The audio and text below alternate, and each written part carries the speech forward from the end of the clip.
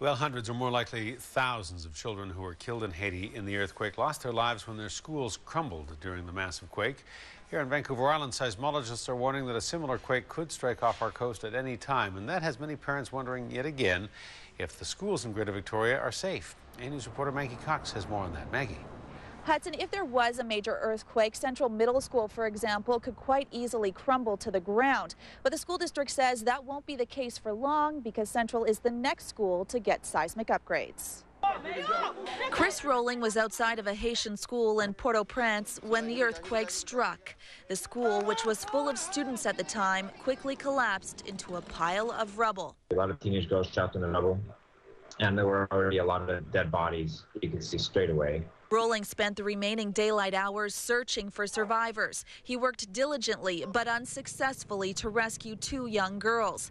When it got dark, with no electricity, Rowling couldn't see anything and reluctantly gave up for the night. He returned to the school the next day.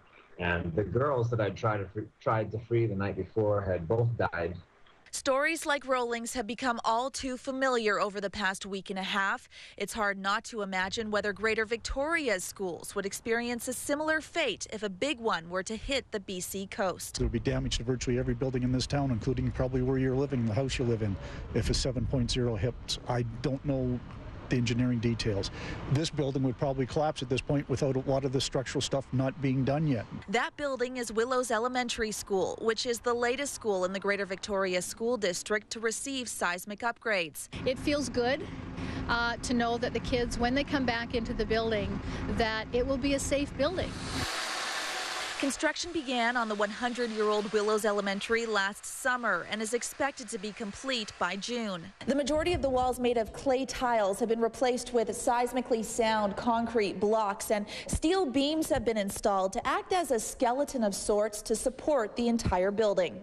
The $8 million Willows project is part of the province's $1.5 billion 15-year plan to seismically upgrade BC schools. We're working through our list that have been determined by engineers on seismic risk. The highest risk go first, and working through the list to make sure all the students are as safe as can be in our school district. Central Middle School is next on the district's upgrade list, with Victoria High School and George J. Elementary both high on the priority list as well. But with one school upgraded per year, construction on some schools might not begin for a few years, and that's not sitting well with some parents. I just would like to ask the people that are in charge of it, how would they feel if it was their children that went to school that didn't have the necessary upgrades that a lot of the other schools have.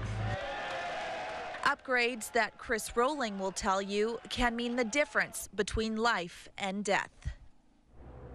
Now, Hudson, to find more information about which other schools are on the seismic upgrade list, you can go to the Greater Victoria School District's website at sd61.bc.ca. All right, Maggie Cox reporting. Maggie, thank you. Thank you.